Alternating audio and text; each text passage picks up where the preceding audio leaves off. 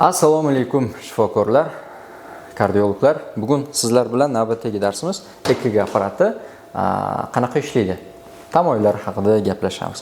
Bilamiz, yurakda bir nechta funksiyalar bor.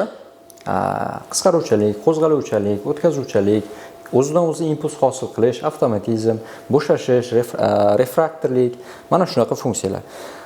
EKG apparati bo'ladi, qaysi funksiyasini biza uchun baholab bera oladi? Albatta, impuls hosil bo'lishi, ya'ni avtomatizm, qo'zg'aluvchanlik, o'tkazuvchanlik, ya'ni tok bilan bog'liq bo'lgan har bir qismini va refraktorlikni ham qaysidir bir ma'noda bu ko'rib bera oladi. Demak, yurakdagi asosiy funksiyalardan biri, demak, impuls qo'zg'alish va uni tarqalishi. Mana shu haqida informatsiya beradi. Qisqarish haqida-chi yo'q, bu informatsiya bera olmaydi. Ya'ni struktur holatda qanaqadir o'zgarish sodir bo'ladigan bo'lsa va yurakning normadagi funksiyasiga ta'sir qiladigan bo'lsa, bu EKG apparati uni ko'ra olmaydi. Uni struktur holatda ko'rish kerak bo'lgan boshqa diagnostik instrumentlar bor. Masalan, exokardiografiya, MRT yoki MSKT tekshiruvlar orqali biz strukturani qaysi holatda o'zgarganligini biz baholay olamiz. Bu orqali faqat elektrichествоsi, ya'ni tok qismini baholay olamiz xolos. EKG apparatni ko'rib turganingizdek, demak, asosiy bosh qismi kompyuter qismi hamda bir nechta elektrodlardan iborat. Bu elektrodlar orqali bizga yurakdagi tok hosil bo'ladigan va u tarqaladigan bo'lsa, ko'radi va bu apparatga uzatadi. Apparat esa, demak, ekranda chiqarib beradi va biz uni chop etish qiladigan bo'lsak, qog'ozga chiqarib beradi. Demak, umumiy qoida o'laroq bir har doim tushuntiraman. Mana shu inson yuragi bo'ladigan bo'lsa, EKG apparati ikkita nuqta orasidagi elektrofiziologik jarayonni ko'rib beradi. Ya'ni qanaqa?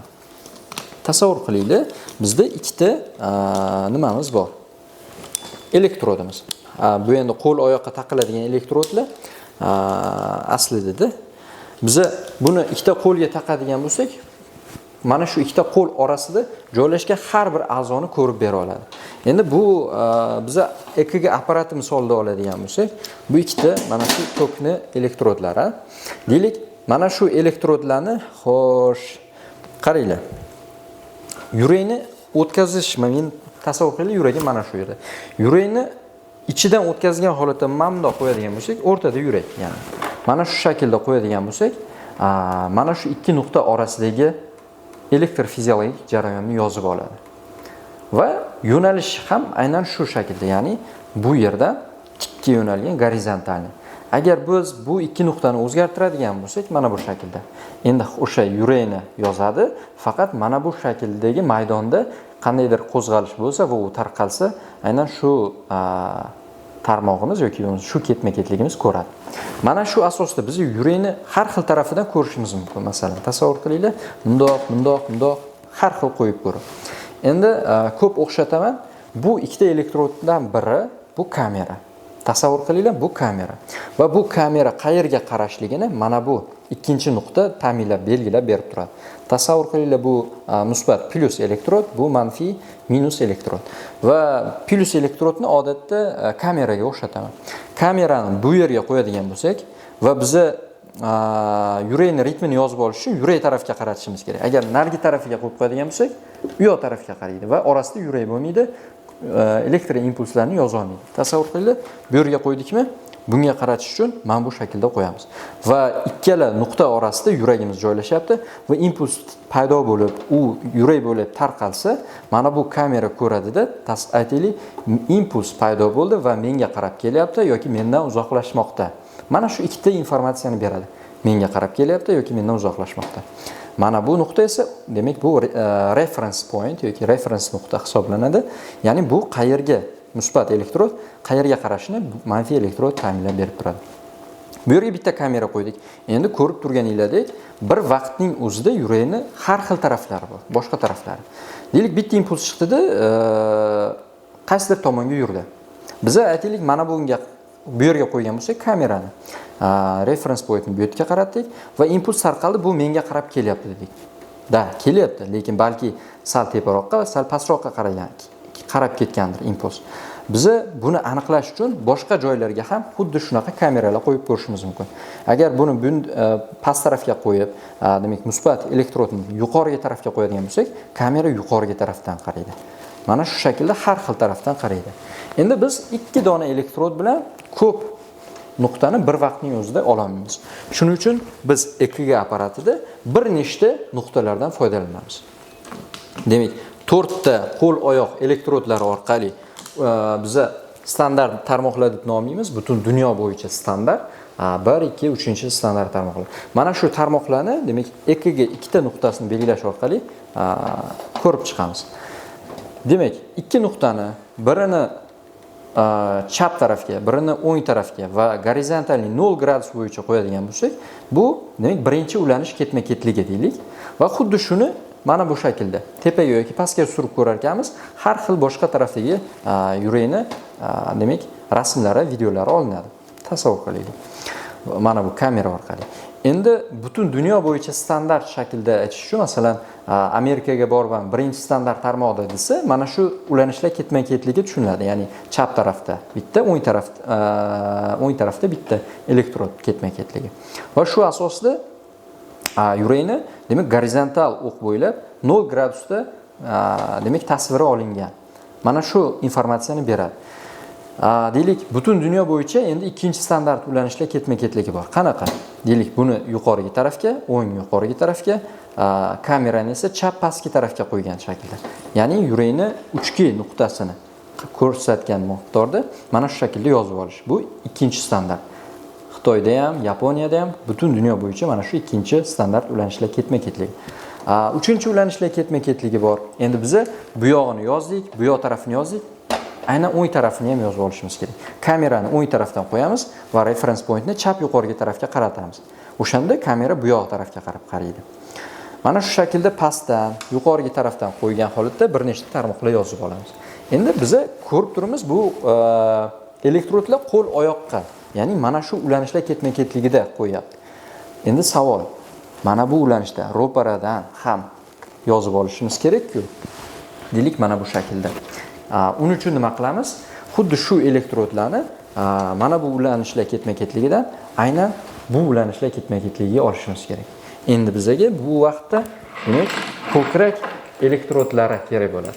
Ko'krak qafasiga joylashtirilgan holatda yurakni tasavvur qilinglar, mana har biri alohida kamera sifatida olinadigan bo'lsa, yurakni mana bu ro'paradan olinishi, bu chap yonboshdan olinishi, bu o'ng yonboshdan olinishi va shu shaklda qayerga qo'ysangiz o'sha tarafdan bu elektrodlar yozib oladi. Endi savol.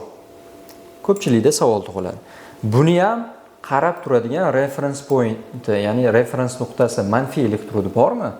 Chunki bu bitta elektrodku. Buni ikkinchi qarab turib, qaydan bilamiz bu yoq tarafga qarayotganligini, ikkinchi elektrodni qayerdan olyapmiz desa, boyaga qo'l-oyoqqa taqqan elektrodlarimiz hammasidan manfiy nuqtani oladigan bo'lsak, o'rtada bitta umumiy manfiy nuqta paydo bo'ladi. Va shu manfiy nuqtani olgan holatda EKG apparatdagi o'zi programmalashtirilgan bo'ladi, manfiy nuqtani olaveradi. Va shu shaklda ko'radi. Endi aritmologiya degan soha bor. Biz EKG bo'yicha yurakni tashqi tarafdan, ya'ni umumiy tarzda ko'rdik. Endi shu tasavvur qilinglar, shu ikkita nuqtani bir-biriga juda yaqin olib kelsak, faqat mana shu ikkita nuqtani ko'ra oladi xolos. Tasavvur qilinglar, mana shu ikkita nuqta orasi. Endi biz yurakni xossatan, ya'ni xususiy tarafdan qayerda nima jarayon bo'lyapti ko'rishimiz mumkin. Agar mabodo mana shu ikkita elektrodni mana shu shaklda qo'yadigan bo'lsam, demak bo'lmachada qandaydir jarayon sodir bo'lsa, tasavvur qilinglar. Faqat bo'lmacha uchun, aynan bo'lmachani ham tegib turgan joyi uchun informatsiya beradigan ulanishlar ketma-ketligi paydo bo'ladi. Ikkita nuqtani qorinchaga qo'yadigan bo'lsam, qorinchalarda xuddi shunaqa ulanishlar ketma-ketligi paydo bo'ladi. Endi bizda ba'zi bir aritmiyalar bor. Ularni farqlash juda ham qiyin bo'lib qoladi.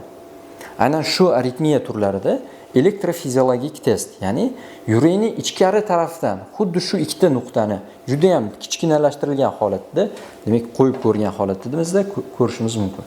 Men mana bu yerga rasmini qo'yib qo'yaman. Bizning elektrodlar tizimimiz bor. Demak, diagnostik hamda demak radiochastotli ablyasiya yoki boshqa ablyasiya usullarini qo'llash uchun bizda elektrodlar bor. Ularni ham yozib olish, ularni ham ishlash mexanizmi aynan shunday. Bitta, demak bizda ikkita nuqta bo'ladi va ular orasidagi jarayonni yozib oladi. Buni afzalligi deylik, yurakni qaysidir qismida aritmiya bo'ladigan bo'lsa, bu ikkita nuqtani aynan yurakka qo'yib ko'rgan holatda tasavvur qilinglar, qayerda aritmiya kelib chiqayotganligini topishimiz mumkin. Bu yerga qo'yamiz, yo'q, bu yerda emas, bu yerda emas. Bunda qo'yadigan bo'lsak, shu yerda. Ha, demak, aritmiyaning markazi shu yerda ekan degan informatsiyani olamiz. Mana shunaqa. EKG apparati juda ham sodda ishlaydi. Xulosa qilib aytganda, ikkita nuqtani ko'radi xolos. Biri musbat, biri manfiy. Demak, musbat elektrodni kamera sifatida oldik. Yurakni qayerga qo'ysak, o'sha yerdan ko'rib turadi va yurakni rasmini chiqarib beradi. Mana bu yerda 12 ta chiziqda bizda yurakni videolari yoziladi, qaysidir bir ma'noda. Nega deydigan bo'lsak, deylik, birinchi tarmoqda olinayotgan birinchi liniya bo'yicha ko'rayotgan nimamiz, elektrodimiz aynan mana shu shaklda yozgan bo'ladi. Ikkinchi elektrodimiz deylik, mana bu shaklda yozgan bo'ladi. Va yurakni bu yoqdagi tasvirni olsa, birinchi elektrod tarmoqlar bu yoq tarafdan olgan bo'ladi. Uchinchi elektrod ulanishlar ketma-ketligi bu yerdan. AVF deymiz, oyoq elektrodlar ulanish ketma-ketligi bu yoqdan. O'ng yuqorgi tarafdan, mana bu yerdan ham yuqoridan qarab turadigan bitta elektrodlar ulanishlar ketma-ketligi bor. Bu o'ng qo'l ulanishlar ketma-ketligi. Chap tarafdan bundoq qaraydigan bo'lsak, chap yuqorgi tarafdan qo'yiladigan ulanishlar ketma-ketligi bor. Bu chap qo'l ulanishlar ketma-ketligi. AVL, AVR va AVF degan ulanishlar ketma-ketligi bor. Va shu asosda yurakni bittada har xil nuqtasiga qo'yib chiqqan holatida tasavvur qilinglar. Birini bu shaklda qo'ydik, birini mana bu shaklda qo'ydik. Bir vaqtni o'zida foydalanish uchun bir nechta elektrod kerakda. Bir deganda yurakni qayerda nima jarayon sodir bo'lyapti yozib olish uchun ikkita nuqtani belgiladik. Uje yana bu yoqdan har xil elektrodlar qo'yar ekanmiz. Bizda qo'shimcha tarmoqlar kelib chiqaveradi. Shunaqa informatsiyalar ketma-ketligi. Xo'sh, endi EKG apparatini yozish holatini ham videosini joylayman, uni ham bir ko'rasizlar. Agar bu joydan tushunmagan joylar bo'lsa, bu mavzuda berishinglar mumkin. Demak, EKG apparatini gaplashdik. Ikkita nuqta orasida, bittasi manfiy, bittasi musbat. Manfiy hamda musbat nuqta orasida joylashgan maydonda qanaqadir elektrik jarayon sodir bo'lsa, EKG apparat sirasi yozadi uni. Mana shu agar markazida bo'lmasa hech qanaqa narsa, demak yozmaydi. Deylik, tasavvur qilinglar, o'ng qo'lga bitta manfiy, chap qo'lga bitta musbat elektrod taqamiz va bizda birinchi standart tarmoq paydo bo'ladi. Endi va o'rtada bizning yuragimiz joylashadi. Haqiqatan manfiy, musbat va o'rtada yuragimiz. Va shuni hisobiga yurakda sodir bo'ladigan jarayonni yozib oladi. Agar markazda yurak bo'lmasa, tasavvur qilinglar, ikkala elektrodni ham chap tarafga qo'yadigan bo'lsak, faqat mana shu maydonda elektrik jarayon bo'lsa yozadi. Yuraknikini yoza olmaydi. Buni tekshirib ko'ramiz eksperiment sifatida. Tasavvur qilinglar, mana o'ng qo'lga taqadigan qizil elektrodni ham chap qo'lga taqyapman. Mana chap qo'llikini ham chap qo'lga taqyapman. Oyoq elektrodlarini ham o'sha bir joyga, hammasini bir joyga taqyapman. Mana shu tarzda. Va biz EKG da ko'rishimiz mumkin. Mana hozir yaqinroq olib boraman.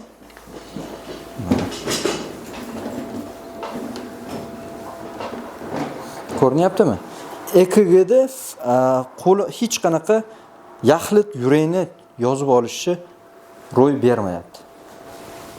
Agar mobodo bitta elektrodni tasavvur qiling, bitta elektrodni o'ng qo'lga taqadigan bo'lsa, sirazu unda yurakni yozishni boshlaydi mana. Mana PQRS tizimini ko'rishingiz mumkin, yozib olishni boshlayapti. Ko'rinyapti? Va shu tarzda agar yurak markazda bo'lmasa, tasavvur qiling, hech qanaqa narsa yozilmayapti va qanaqadir o'rtaga urib turadigan bo'lsa, ritmik tarzda o'shani yozishi mumkin mana. Mana shu mushagimni qimirlatadigan bo'lsa, o'shandagina yozadi. Agar hech qanaqa qo'zg'alish bo'lmasa, yozmaydi. Tok bo'lmasa, yozmaydi. Tasavvur qiling, mana bu yerga oldim o'ng qo'lga va natijada yuragim o'rtada joylashdi. Yurakni mana QRSlarni yozishni boshladi. Endi bu hozir namlashtirmaganman. Namlantirsanglar, yanada aniqroq, tiniqroq yozishni boshlaydi. Mana. Demak, shu namlashtirish ham bizda ahamiyatga egaligini bir jarayonni o'zida ko'rib ketyapsiz. Mana ko'ryapsiz tizimlar. Mana shular demak yurakni yozib olish. Va buni qanday tasavvur qilamiz? Tasavvur qilinglar mana. Va meni o'rtada yuragim joylashyapti. Agar yurakni o'rtadan olib qo'yadigan bo'lsam, EKGda hech narsa yo'q. Yurak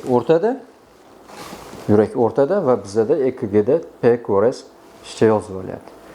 Mana o'rtoqlar, hozir EKG tarmoqlar hech qayerga ulanmagan, hech qanaqa narsa yozmayapti. Endi asta-sekinlik bilan hammasini bitta qo'lga taqsam, tasavvur qilinglar mana. Hammasini bitta qo'lni o'ziga taqadigan bo'lsam, EKGda narsa yozishi уже ko'ryapsizlar, hech narsa yo'q. Qachonki mushaklarimni qimirlatsam, mushaklarimda tok paydo bo'ladi, yozadi. Va endi bitta namlashtirib oling. Endi markazni yurakni markazga olgan tarzda hozir ikkita elektrodni ikkita qo'limga, ya'ni yurakni markazga olaman. Va yurakni ritmini yozishini ko'rasizlar. Mana qaranglar, QRS shu shaklda davom etishni boshlayapti. Men hech qanaqa qimirlamay tursam, agar tekst yozishni boshlaydi mana. Ko'ryapsizlar-a? Yurak ritmini yozib olyapti. Modini o'zgartiring-da.